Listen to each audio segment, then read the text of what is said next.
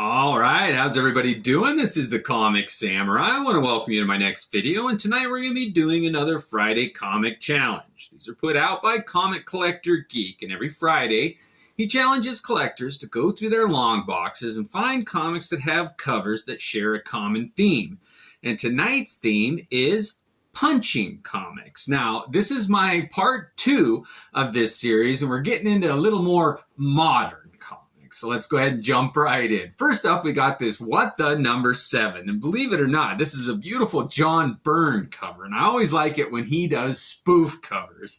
And they've got a bunch of Marvel and DC characters, they're very similar characters, duking it out on the cover here. And I love just looking at each battle. Like, I think there's Wonder Woman kicking Namor in the butt here. But what really gets it for me and makes this one just a really great cover is Plastic Man and Mr. Fantastic's arms are all over in the background, trying to land a punch. And if you look, Plastic Man is punching himself, and so is Mr. Fantastic. They both land punches and getting so confused on where their arms are that they end up hitting themselves, and that just brings a smile to my face. I like that one.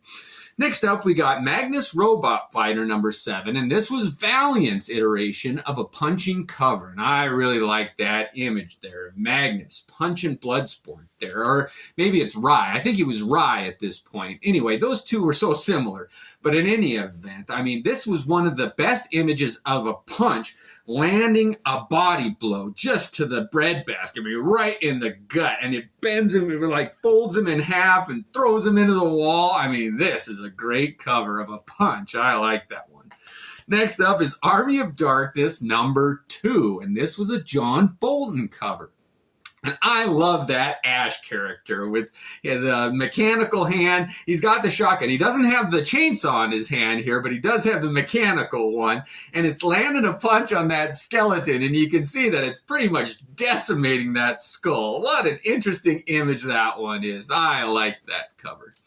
Next up, we got JSA number 42. And what's interesting about this one for me is that this is the Golden Age and the Modern Age version of Mr. Terrific. And the fact that they're both landing a punch at the same time is just interesting to me. Like, what was the original superpowers? What's the new guy? And why are they both called Mr. Terrific? But they're hashing out their differences here, and what a great cover of the character who shares a name punching the two versions of themselves. I like that one. Next up, we got JLA number 116, and this is one of my favorite covers of a punch. It's got Batman and Hawkman, the two most non-powered, just physical beings meeting there. And oh man, that Hawkman is the last DC character that I'd want to land a punch from who's not super powered. I mean, he's got the wings, but other than that, he is just a warrior. I mean, his only thing that he relies on is those weapons of medieval times, the mace and everything, but I bet you he knows how to land a punch, and Batman's finding out the hard way on this one. I like that one. Next up, we got Fantastic Four number 609, and I always like it when the Hulk and the Thing go at it. And this is kind of an older version of the Hulk here. I see that he's got long white hair, but in any event, man, those two behemoths going at it. I love when they fight. But to actually see a picture of them landing punches, I mean, you get an idea of the speed that their fists must move. It's just a great image there where, I mean, they are going to blows here. And the only thing that is better than that one is this Hulk Thing miniseries. And this is number 3, done by the great Jay Lee. And this, the only thing better than seeing them fight is seeing a close-up of a punch landing. And when the Hulk lands a punch, I mean, he's the strongest there is. It's the most powerful punch in the Marvel Universe. And the Thing's on the receiving end of it here, and it's just shattering his jaw. Teeth are flying out, chunks of rock. How does the Thing come back from that? What a punch cover that one is. It's epic. I like that one.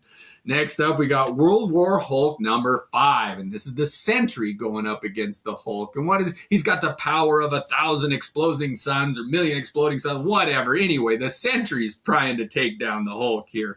And I don't know. I thought that whole Sentry character was just introduced to be Marvel's version of Superman, so they'd have this ultimate powered being to go up against Superman if they ever needed it. But what a punch. I like seeing them test their character out on the Hulk. You get an idea of just how strong he is, and what a great punch landing that one is. All right, only a couple left. Next up, we got Justice number 9, and this has got an Alex Ross cover.